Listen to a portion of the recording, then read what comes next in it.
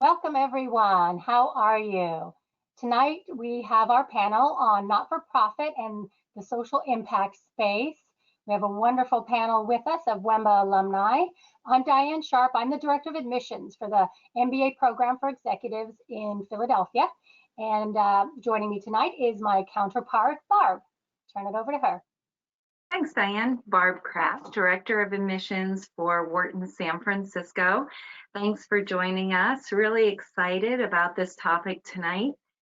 And before we get going there, just a few reminders. Our application deadline is coming up. It's December 2nd for round 1 and February the 10th for round 2. There's no particular preference put on one versus the other. Work for the deadline that fits you and your schedule. This is for our class that'll start the end of May. So Diane and I work very closely together, and we admit a class in San Francisco as well as a class in Philadelphia. We are one admissions team and one program. We look for as diverse a class as possible, so that's why we're having tonight's topic as well as other Wednesday webinar topics. So we get CEOs, CFOs, not-for-profit, military folks, product managers, engineers, you name it in the program, and from all different areas of the country, and in some cases even further. I know East Coast, they get some folks from Europe. We've gotten some people from Asia, South America, Mexico. So anybody is a fit for the program for the most part. We are, as I mentioned, one admissions team. Reach out to us if you have any questions. We have a number of events coming up. With that, I want to turn it over to the panel and ask that you introduce yourselves. And as an audience, please post your questions in the chat box and we'll get to all we can. Let's start with Catherine. Hi, my name is Catherine Tan, and I am a WEMBA 43, which means I graduated in 2019, so fairly recent. I am based in Washington, D.C., and I currently work as a program officer at the Bill and Melinda Gates Foundation, working in development policy and finance. That means that for the past couple of months, actually, I've been very involved in the foundation's efforts around financing the medical response to COVID-19, so working on innovative financing and partnerships for vaccines, therapeutics, and diagnostics. And as part of my day job, I also, or I guess the part of my job when I'm not working on COVID, I basically serve as an internal advisor to our different program teams on financing strategies, and I also manage relationships with international financing institutions. Thank you. Michael. All right, my name is Michael Greer. I am actually the president and CEO at an organization called Arts Fund, which is based in Seattle. And we are a nonprofit organization whose mission is to support the arts and culture sector of the greater Puget Sound region through leadership, advocacy, and grant making. And you can tell that I've said that many, many times in my 5 months that I've been here. Prior to this, I was the executive director at Oregon Ballet Theater. And I've got a long story that we can get into many other days. I'm a 45, which means that I have not yet graduated, and I'm scheduled to graduate in May if Barb and Diane wish it so. And yeah, just happy to be here. I sat in on one of these when I was looking at the program, and it was really transformative. So I'm glad I could be here paying it forward. Thank you. Jody. Sure, thank you so much. I'm so glad to be here. My name is Jody Reinhout. I'm a WEMBA 40, so proof that you can not only make it through, but also survive several years afterward. I am the Vice President of Strategic Initiatives at a large nonprofit community economic development corporation here in Philadelphia, one of the locals. And in my role, I'm responsible for overseeing several of our programmatic areas. The organization as a whole works on introducing place-based economic development solutions for low-income Hispanic communities in Philadelphia. So we work on asset and institution building. We do a good deal of real estate development, both residential and commercial. We run charter schools. We run a performing arts venue, workforce development center, as well as many other wraparound services to help support people in the more disadvantaged and disenfranchised communities in Philadelphia to develop those on-ramps to the economic mainstream, to develop pathways to upward mobility and advancement, as well as quality of life in place in the neighborhood where we are based and focused. And this is entirely a coincidence. Really, I didn't do this just because they can't brand these webinars with Wharton signage, but hopefully a testament to the fact that I'm joining tonight because I just have wonderful things to say about the program, and I'm looking forward to the discussion. Thank you. And from the middle of the country, Pastor Dan.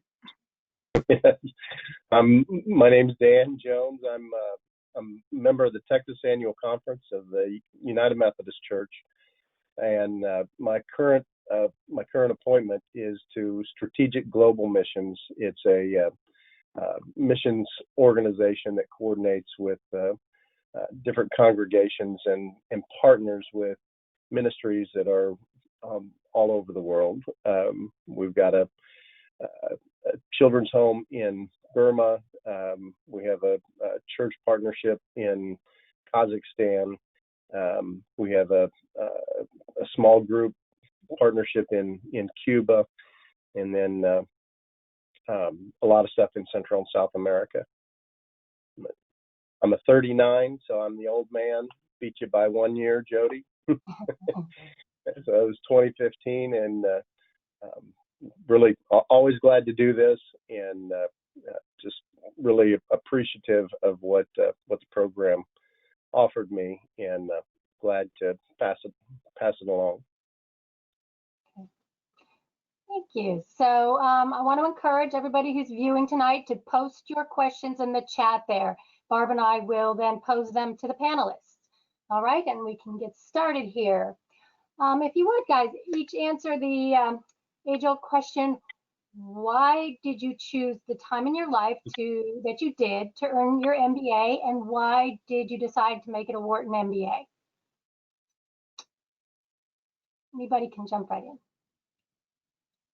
Sure, maybe I'll lead us off, Diane. I will say, actually, if I could take it one step back from the question and say, why an MBA to begin with? After 10 years in a field dedicated to social justice, where an MBA was not the typical degree for someone in my line of work, it really, it occurred to me after I'd had enough experience to see that a social justice enterprise, whether nonprofit or foundation, your 501c3 or 501c4 or otherwise, that those are just alternative business models to what you would typically expect to see in the corporate world, that most people believe the MBA applies more to. And it occurred to me that if any mission or any venture was worth the best possible skill set that I could get to learn how to run that business with efficiency and effectiveness for the community that we serve, that this mission for me is the one that deserves that really sophisticated skill set. And so it took me 10 years of developing experience and sort of seeing the way things work, not just in Philadelphia but across the country, to come to that realization that was what the business really needed, was the skill set that ultimately, after visiting several executive MBA programs, of course, I wanted to keep working while I was studying and be able to apply those lessons from the classroom directly to my daily work. But after visiting several programs, it became apparent to me rather quickly that Wharton's program was where I could get the most sophisticated skill set that would be of most benefit and really worthiest of what I believe to be the gravitas and the significance of the mission. So that was the decision, that was the driver for the decision for me at that time in my career. Great. I can go next. So I actually have always been interested in an MBA. So my path to or I guess the foundation sector has gone through both the public and private sector. And so even when I was in college, I was always interested in the intersection of business, but business as a tool for social impact. And as Jody says, really, you can think of social impact models as just another type of business model, or at least an organizational model. And I've always been interested, at least since college, in sort of economics, finance, international economic development. So that sort of goes to my background. And I, had the opportunity to, when I was, earlier in my career, start in the private sector, actually. So I started at a hedge fund for the first 4 years of my career, and then sort of made the transition to nonprofit and then government. And it was in government when I actually decided it was time to sort of fulfill this goal that I always had to some degree of getting an MBA, because even in the work that I was doing, which was focused on private sector development, but private sector development in some of the poorest countries in the world, like Niger, Benin, Zambia, really it's still business and still economics, and it was still some of the same skill sets. But because I'd never gone through sort of a formal path like consulting, there were still some parts of the sort of MBA toolkit that I thought would be really useful in terms of, for example, more formal education in finance, or more formal strategy classes, or even to learn about sort of, private equity in developing markets, which is a class that I ended up taking. And so I think, I had the goal of getting an MBA for some time, but I don't think I originally anticipated it would be through an executive MBA program. I think when I chose to get my MBA, it was sort of right around the point where I could have gone full time, or I probably could have gone or I could have done an executive program, because I was about 8 years into my career, so relatively somewhat on the early side of when WEMBA students choose to participate in the program. And so I think what really hit what really influenced my decision to ultimately go with the WEMBA program is, one, I felt like I was getting a lot of momentum where I was in my career, and I didn't want to sacrifice that.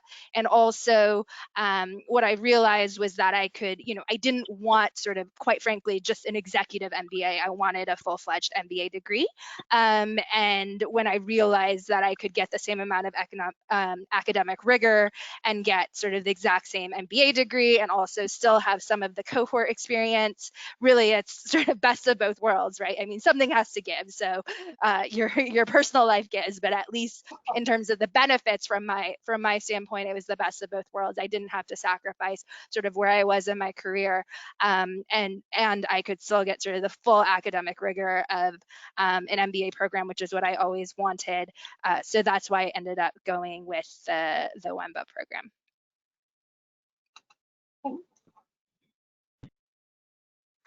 I can go next. Oh, go for it, Dan. I just even in this group, I still feel kind of like an outlier. But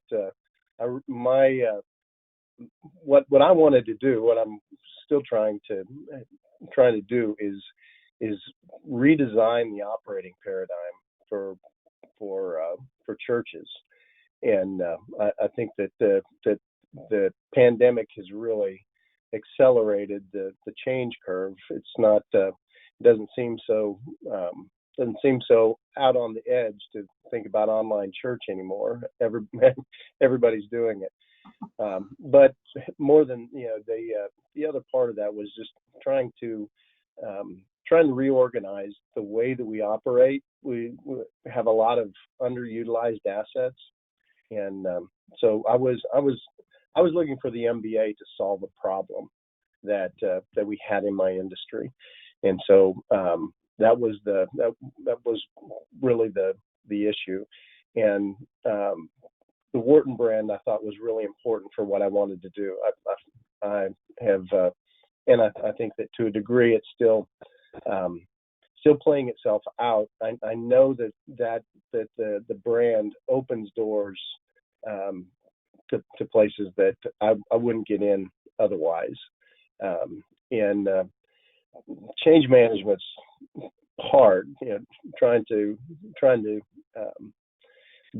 get an institution that's 2,000 years old to change the way that it operates. Some may think that that's just insane, but that's what I'm trying to do. Anyway,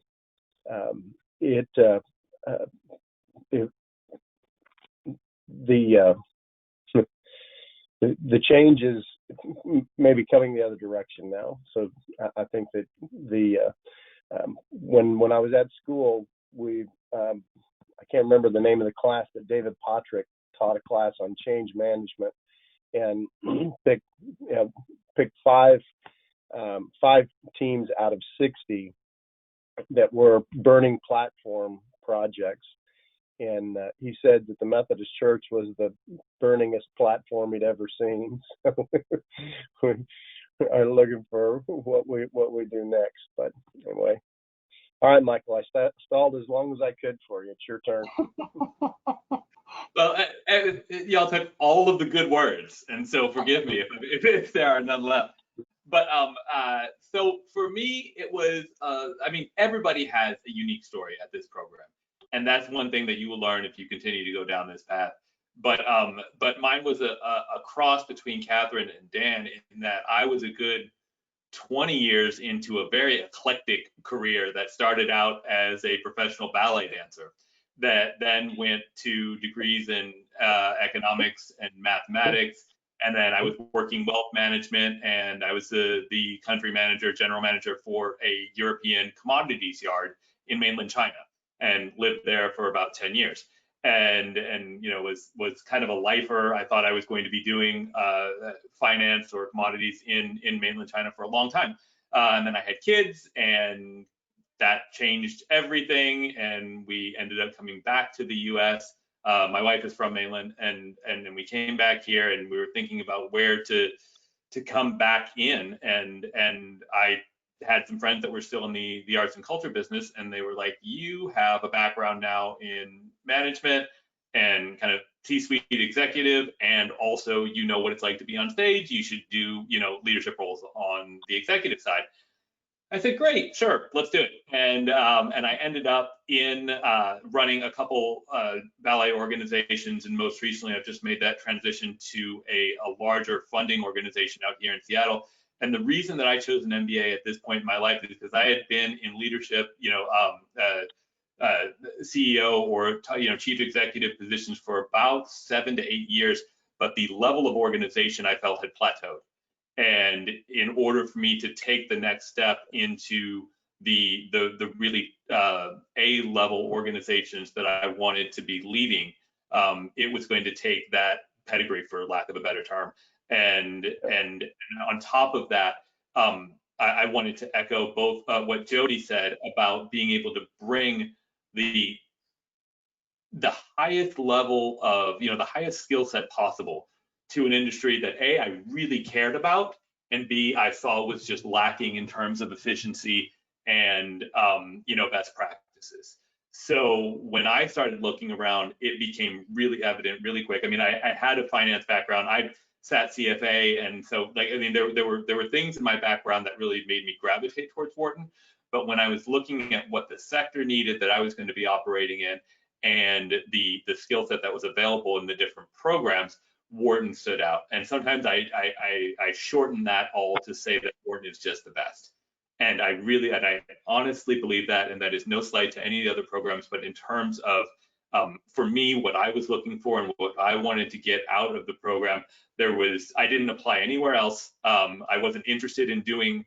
I wasn't interested in, an executive MBA. I was interested in doing the Wharton program. And that's what really attracted me to it. So. Thank you. And to Catherine's point, I mean, it is the full Wharton MBA. At the Wharton School, there are 2 ways to earn the MBA, and that's either through the full-time MBA program or our MBA for executives or Executive MBA, whichever you prefer to call it. But it is the full Wharton MBA either way. It is the same number of credit hours, it's the same number of classroom hours, it's the same faculty, except the fact that you are required to continue to work full-time while you go through the program. So there is that extra juggle of managing a personal life along with, you know, what's a full Wharton MBA. And the way we're able to get in those same hours is that our students do go 6 straight terms. It's 2 full years. They do go through the summer, and they go full days every other weekend, all day Friday, all day Saturday, and an occasional Thursday. There has been some question regarding financing for the program. I'm just going to hit that straight on. And one of the nice things about doing an executive program is you're not giving up your salary while going through the program. Since you are required to continue to work full time, you're able to still maintain your salary and your network, which is really nice. Number of our students do take loans. Some are receiving some funding from their companies. Some are fortunate enough to receive full funding. And for those people who are working in nonprofit, there is the Benheim Loan Forgiveness Program that people can apply to. That's offered up to full-time students and executive students. There's no guarantee that it's awarded, but it is something that you can apply to each year. So out of curiosity, to the panel, what has surprised you most about the program or your classmates during your time at Wharton? I'm going to start because I was last time. So I'm going to take all the good parts. What has surprised me is that they're even better than I thought. It is the most amazing group of people you will ever meet, hands down. And I have been all over this world, as many of you I'm sure have, and done all sorts of crazy things and met all sorts of crazy people. The admissions committee does an absolute bang-up job of just being able to craft these cohorts in a way that will enrich your experience. I mean, the professors are great, the coursework is fantastic, but it really is your classmates and the people that you are interacting with, and the way that they see the world, that is just so beneficial. And even though you know that coming into it, it continues to surprise me. And I'm, in term 5, and it will continue to surprise me probably well after I'm out of the program. So that's been the biggest surprise, I think, for me. Yeah, I'll just echo a piece of that, which is, I expected my fellow students to be a really high caliber, and just in terms of their ambition, their achievement, their capacity. I did not necessarily expect, I came into the program with a little bit of trepidation about, being that social impact or nonprofit person, and would I feel really out of place surrounded by people who work in corporate environments and in for-profit environments. And there's 2 things that I realized very quickly. One is that when the administrative team talks about the diversity of the classes, they really are being quite authentic and genuine about that, in the sense that the industries represented, the geographies of origin, race and ethnicity, the class brings perspectives to the table that are so incredibly diverse and interesting, that we all had something to teach each other. I think we started out with that kind of curiosity about, where do you come from? What's your industry experience? And then over the course of those 2 really incredible years, found not only where we could learn from each other, but also the many, many things that we had in common.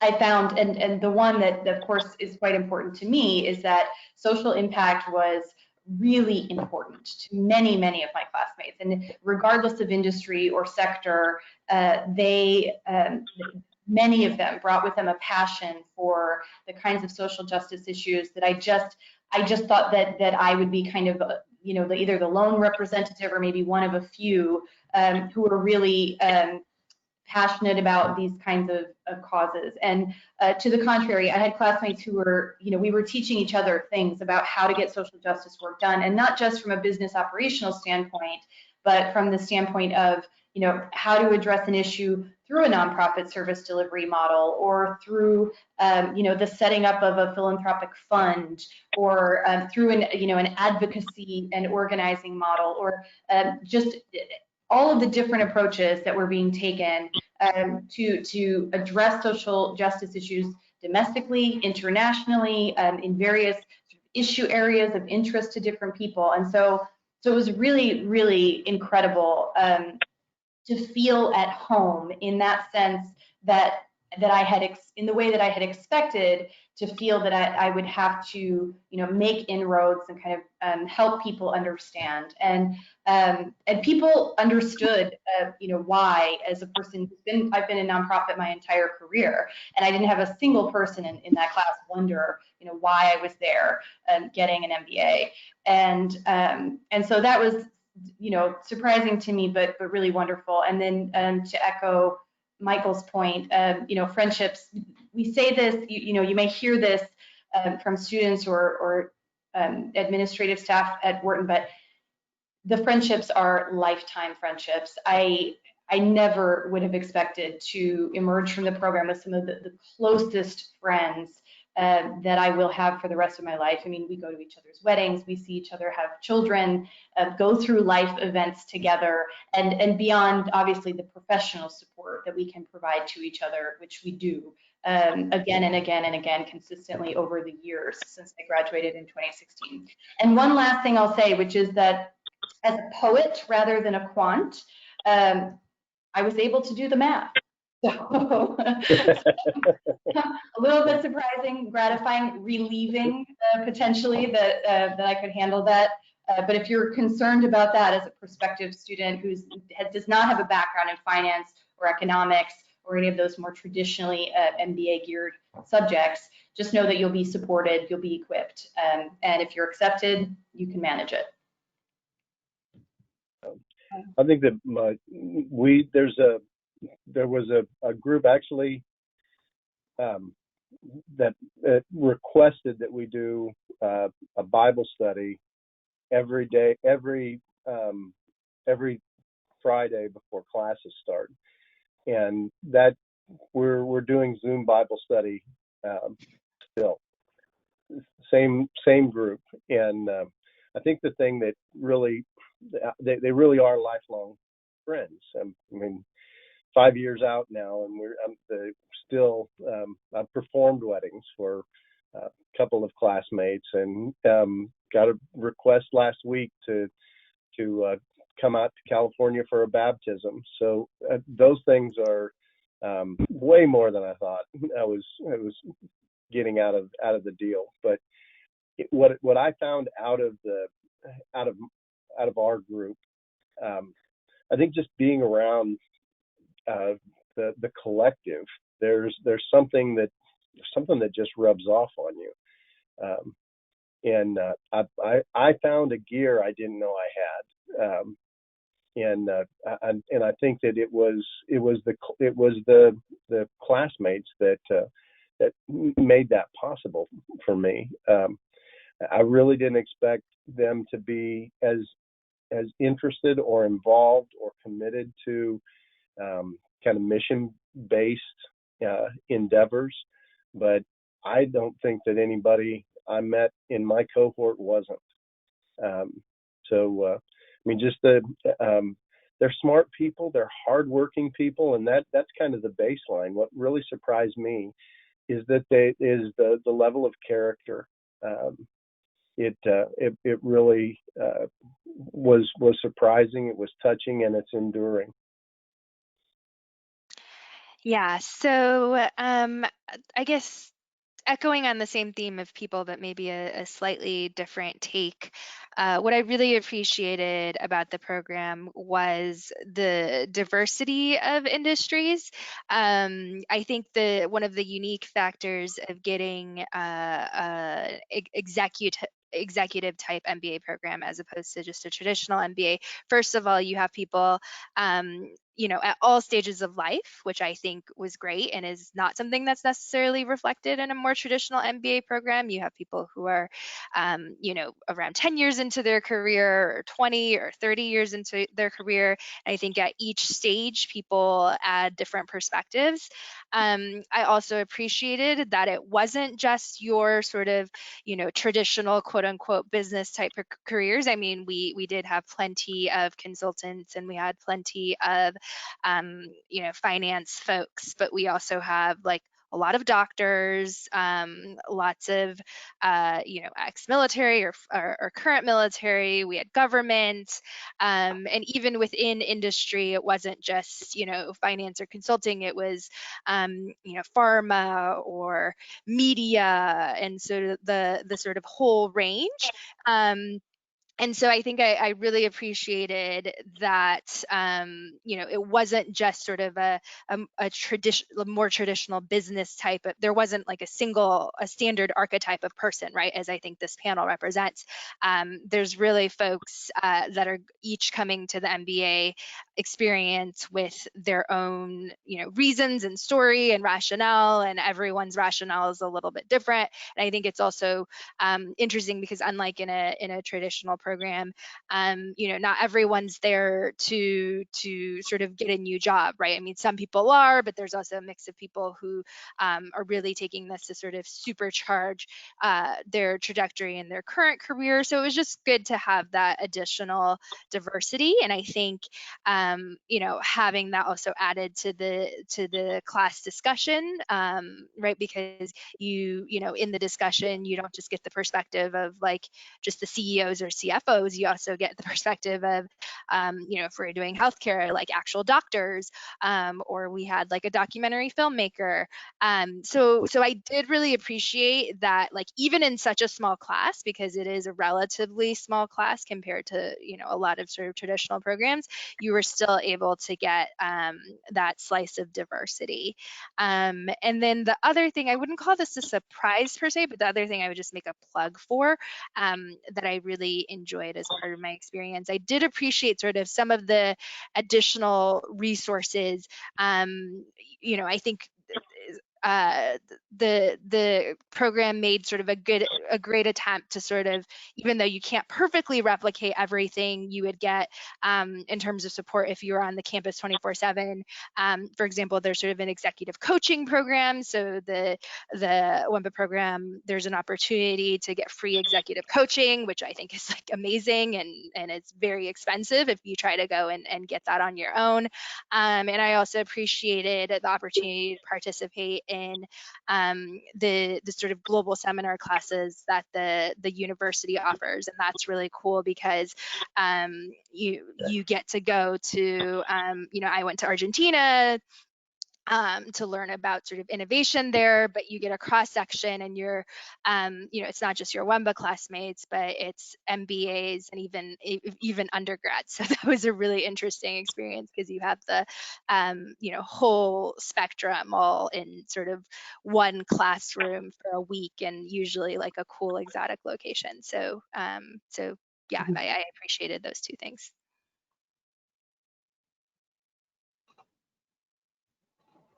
Okay, so I'm going to start. First, I want to address something Catherine alluded to.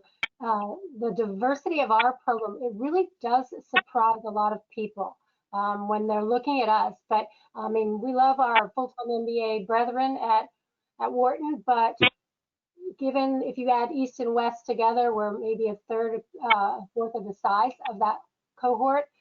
But we have a more diverse student body because in full-time world, it's de rigueur to, Wall Street, Wharton, and on, or, consulting this and on. So they're going to see, definitely some diversity. But when you've already just heard 4 people share their career experiences, right? How diverse are they already to where they've gotten to now and to where they're going to with their Wharton MBA. So they've already done other things. And the nice icing on the cake of that too is that the professors, when they get an opportunity to teach in front of our class, our students, they jump on it. They really value that. They're not ivory tower professors who are sharing all their knowledge, which is immense, but they know that they have before them experienced individuals who are doing it real time. So they are very happy to have that give and take week in, week out. And we did get a question I thought was pretty interesting. I don't know if any of you can address it directly in your experiences, but I think we probably can share your knowledge of it. Someone was asking if anybody could speak to the intersection of technology and social good. Is that something that's happening now on the horizon? Is it because of the way we're working now, or do you see that as a good career potential? Well, it's funny. I'm not directly in my career, but right after I graduated, was working with a guy from McKinsey, and just the idea of mobile banking as a way of skipping an infrastructure step in third world countries was really making a huge impact. And we was also talking about the impact of blockchain, not just as currency, but as a way to to monitor healthcare. And so I think there's huge opportunity, not so much in my field, but I can't imagine that some of the others don't have a little more hands-on experience. Yeah, and go ahead, Catherine. Sorry, Michael, thank you. I'll just say quickly that at least in organizations like mine, it's data analytics is one of the areas in which we are trailing badly. The for-profit companies that have the capacity to make decisions more on the basis of what they can find out about their customers or their target market. And so one of the things that we've struggled with in not just in my organization, but in the nonprofit sector is the ability to make decisions based on knowing more about the people that we are trying to reach, the people we're trying to serve. And so one of the things I was able to take from the program back into my community was a better understanding of and access to resources for building our data analytics capacity, so that we know that that the needs that we understand we're devising solutions for, that those are really the best. The biggest needs, that the solutions we're devising are the ones that will have the biggest return on investment for the time and funding and resources that we invest. So that's been huge for us, and I think is a way that we're playing a little bit of catch up in the social impact space. And of course, technology and data analytics continues to just run ahead of us at 1,000 miles a minute in terms of, we're always sort of trying to be on the front end of the newest tool or the newest approach to doing this work in a really well-informed way. But we're much farther ahead than we would have been without this exposure, education, and access to tools. So that's one of the fundamental ways that technology has been applied for me. Yeah, actually, Jody took my answer, which I was going to say, I think there's a lot of opportunities in the intersection of, what Dan mentioned as well, mobile technology, digital, and sort of big data, and sort of how that's applied to all sorts of problems. I'm more familiar with it in the international development space, but there's everything from, ag analytics, where you can sort of and I'm not a technology person by training, but using satellite technology, you can sort of specify down to almost like the nanometer leader. Things like precision agriculture as just sort of a very specific example, right? But there's, geolocation and all sorts of other interesting ways that data, technology platforms, and social impact are coming together. So in my own career, and I guess, some of the ways that Wharton, that classes at Wharton have helped inform my understanding of technology. So I wouldn't say I'm sort of a technologist in any way, but I have worked in a number of organizations that do sort of sit at the intersection of social impact and technology. So I did a fellowship with Greer Foundation, which is a nonprofit that basically uses mobile technology to reach the poorest with financial services, ag services, maternal and childhood care.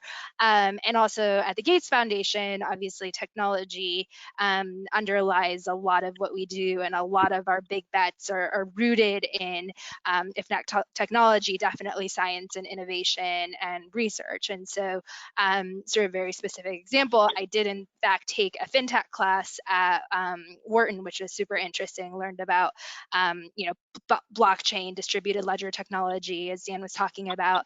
And one of my, as I mentioned, one of the things I do in my job is sort of almost like internal advisory to different teams. And one of the teams that I worked with at Gates Foundation was our financial services for the poor team, which is actually doing some really interesting work around real-time retail payment systems, and thinking through how you take a model like, say WeChat or WeChat Pay or Alipay, where digital payments are basically ubiquitous and super low cost, and how you replicate that in sort of other countries where you don't have a major disruptor in that way. And so the class that I took on fintech, which was actually from a visiting professor from MIT, was really relevant and interesting, and a pretty cool experience. Thank you. As I mentioned early on, we are one program in 2 locations. So we'll admit a class in Philadelphia as well as San Francisco on each campus. We have a beautiful campus in San Francisco, right at the base of the Bay Bridge along the Embarcadero. You're just really picking a coast for that first year. And the first year of the program is primarily the core. And year 2 is all the elective portion of the program. And I always say that's when it gets to be really fun. You can specialize or major if you would like. You can take just a variety of courses, geared toward your weakness or things that you're just interested in. And once you graduate from the program, as a Wharton alum, you can come back and audit classes at any time in your life at no charge, which I think becomes particularly important because sometimes people's roles change within their organization. And if anything, you're going to feel like a kid in the candy store when it comes to those elective choices. There are just so many good offerings. But the other real benefit, I think, is that in year 2 with the electives, you can attend them on either coast. So there's, we have people from San Francisco who go to Philadelphia and people from Philadelphia who go to San Francisco because you are one big class. I'm curious, did any of you take classes at the time on the opposite coast, or did you special major, major in anything in particular?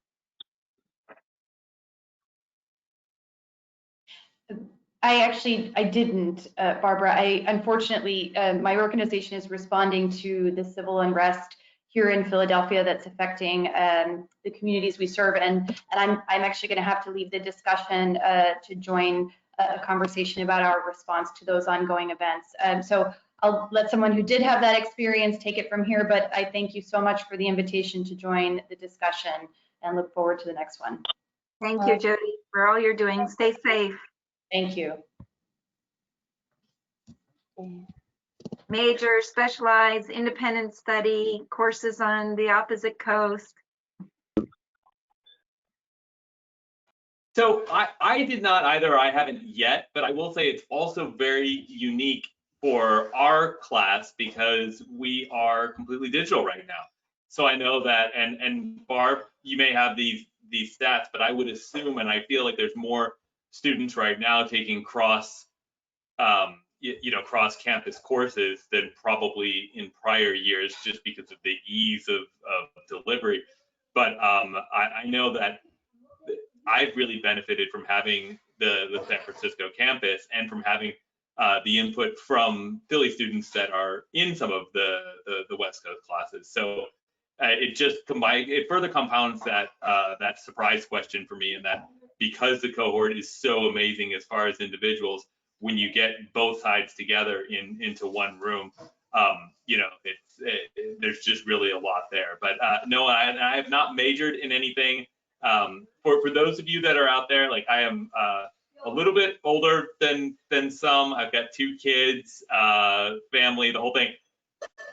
There are different levels that you can take, and I know some people are really ambitious. They were flying back and forth every weekend to do a program here and a program there. That was not me, and I knew that coming into it. And that's probably also really important for everyone to recognize, is that know the level that you want to be at for the program, because you can enter at any level. There are some people that are Palmer scholars and really ambitious, and they have the time and the energy and most of the time the youth, I think, to achieve those things. But there's really a lot of value at every level of the program.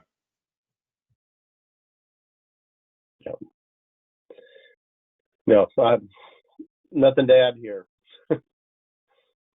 That is a silver lining, though. Because the whole university is virtual right now. The students really are taking advantage of being able to do classes with the opposite coast, and we're finding ways to make sure all the students are networking as much as possible. We're supporting them there. And if someone decides, not to do opposite coast, which is fine, you don't need to, you can stay on your one coast for the whole 2 years, but there are other opportunities to mix throughout the 2 years. So typically we mix for orientation right up front. There's then a time a little later in the first year where the Philadelphia class comes to San Francisco for a week-long marketing simulation course. And then in year 2, as part of the electives, we have global modular courses, which are very intensive 3 to 7 day classes offered in different corners of the globe. And if you would participate in one of those, and they are elective, not that you have to, those you can be with any mix of audience, East, West, full-time. And then we do have our Global Business Week, which is a week-long required course in which East and West combine, pick one of 4 different locations that they attend for the Global Business Week. So lots of intersection between the 2 campuses and the 2 cohorts. Yeah. Yeah, a lot of folks in the middle of the country definitely take advantage of the East and West.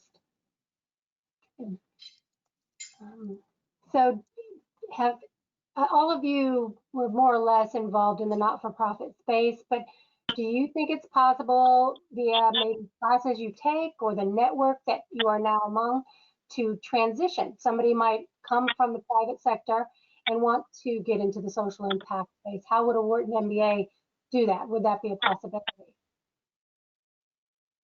Yeah, so I can talk about transitions because I've had a few in my career, and part of the reason I didn't talk about this earlier, but part of the reason, at least in the back of my mind, that I was interested in getting the Wharton MBA was, I'm still open-minded about whether in the future my career I want to sort of return to the private sector. I think no matter what I do, I want to make sure that I still have at least one foot, even in the private sector, rooted in something that I find sort of socially impactful and meaningful. But there are certainly roles in the private sector that sort of fit that mark, whether it's sort of social enterprise or public policy type roles in the private sector. So I've been somewhat open-minded about that. I know you're asking sort of for the other way, using Wharton to transition. I mean, I think the reality is, I think business school is good to is a great platform to transition either way. One, because you are sort of exposing yourself to lots of new relationships, lots of new people, and I do think since you're on campus with people every other weekend, well, hopefully not during the pandemic, but hopefully you will be. You form sort of these deeper relationships, and I think I have a lot of classmates who are branching out and mostly starting their own enterprises, and some of them are sort of more socially oriented enterprises, and I think there's sort of a lot of networks to be able to do that. And I think also from a transition perspective, so I didn't transition industries, but I did, change jobs while I was still in my program. Actually, a lot of people wait until they're done, and actually, it's worth mentioning that there is sort of recruiting support, and there is the opportunity, if you're interested, to also participate in the full-time recruiting opportunities, as long as if you're fully sponsored by your company, that might be more challenging. But if you're not, then there is the opportunity to sort of participate in full-time recruiting, which I think opens even more opportunities. So when I switched jobs, I switched from the government. So I was working for a government agency called the Millennium Challenge Corporation to the Gates Foundation, and that was actually on my own, not directly through Wharton. But I do think that doing the program actually in some ways motivated me to switch jobs, because I think sort of just being exposed to an environment where people were making those transitions, and where people were having really open discussions about transitioning careers and industries, and there's opportunity to do more informational interviews with alumni and things like that. I think all of that just was sort of a ripe environment where if I hadn't done the Wharton program, I probably would have still transitioned at some point, but I probably would have waited a couple more years. So I definitely think that, and I think the other thing, Jody mentioned this briefly early on, but there is one thing I will be sort of upfront, is that because you're not on the campus full time, you don't have access to sort of the full suite of clubs and extracurricular activities, but I do think it's fairly easy to access those resources regardless. So Wharton, for example, does have a social impact initiative, and I've reached out to the Wharton Social Impact Initiative. I had a conversation with the folks at the center. I know some of the folks here are even more involved, and they introduced me to other alumni for informational interviews. I got really close to actually taking a job offer from one of the alumni that I was introduced to through the Wharton Social Impact Initiative, and I didn't end up doing it, but suffice to say that the resources really are not that hard if you really are interested in transitioning into social impact from private sector, as opposed to the other direction. There definitely are resources to do so. Yeah, I would double down on that. The network, the social impact network, is very, very good, and there are lots of opportunities.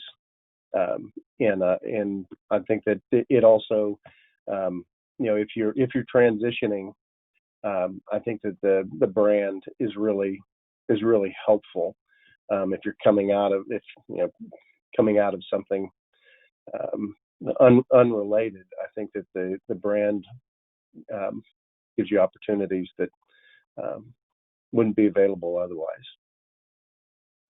And just to comment on that, I think, as all of you probably know, if you're working in the nonprofit sector, the largest nonprofits are looking for the same skill sets as your large for-profits.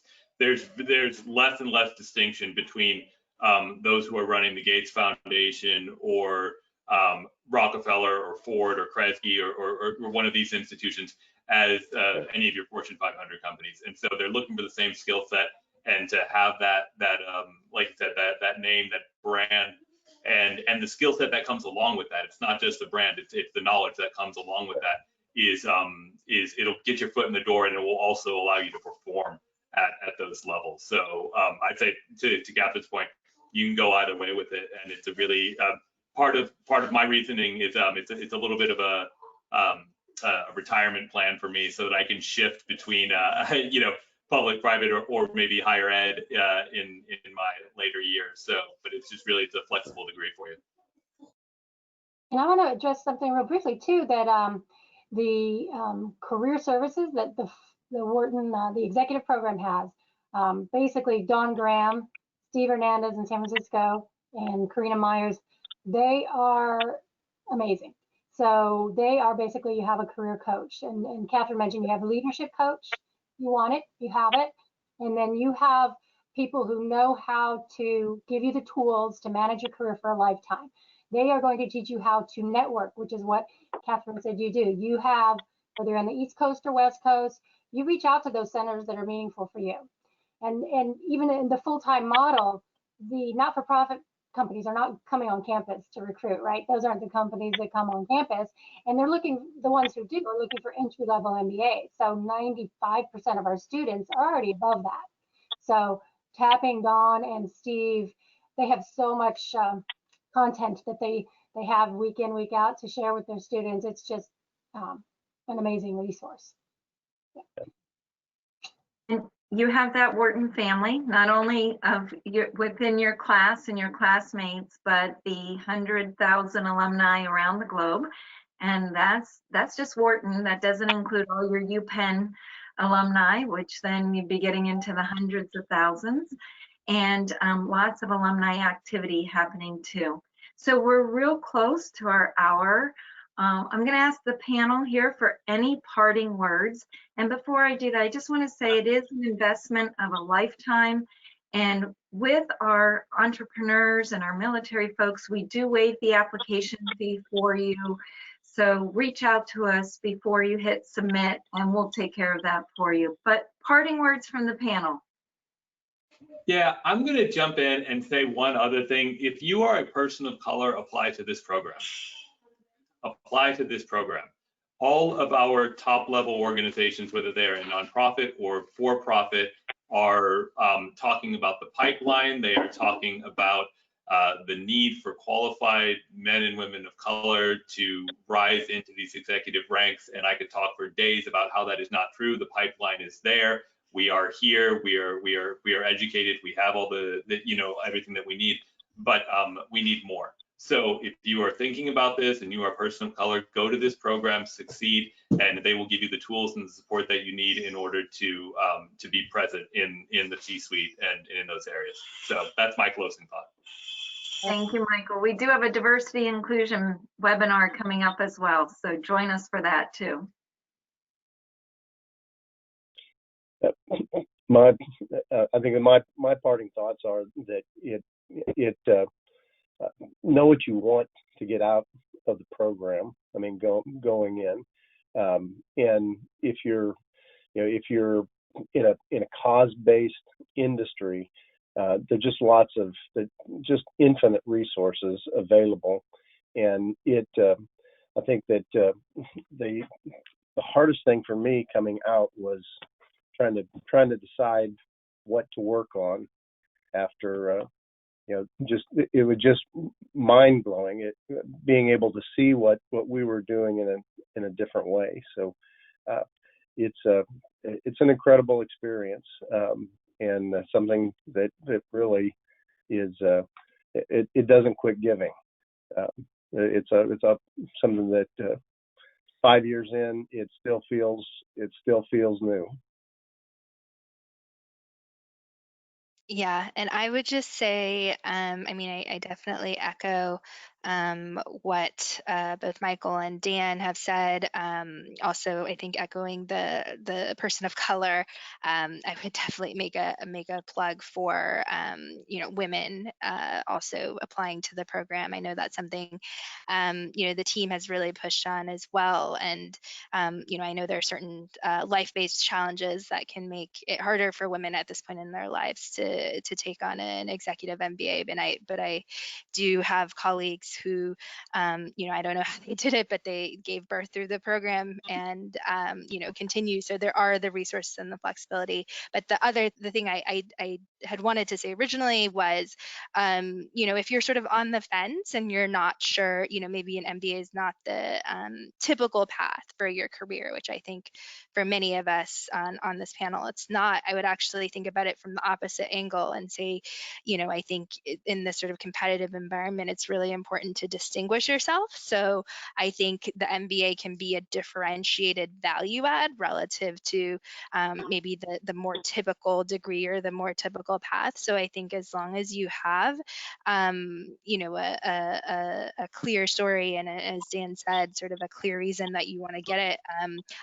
My experience at least has been, the MBA and sort of business type skill set is sort of very valued in the impact sector. And, I would say that my experience is it's easier to transition from private sector or to have the MBA and then transition to, social impact or nonprofit than in some ways vice versa. And I would say just sort of take advantage of that. And if you're on the fence, think about sort of the MBA as a differentiated value add for your, for your profile. Well, that was wonderful, guys. We really, really want to thank our panel tonight for sharing their evening with us. I know the comments are already coming in and thanking you guys for this. So we look forward to seeing you again, hopefully in person. And Barbara and I can get back on the road. And for the viewers here, we have a ton of different types of webinars coming up all fall long. So, and if you haven't yet, you can schedule a chat. There's a form on our website that you can just fill out, and you'll have a nice chat with a member of the admissions team to find out if this is the right timing for you to undertake our program. All right, thanks for coming, everyone. Thanks. Good seeing you all. Good night. Thank you.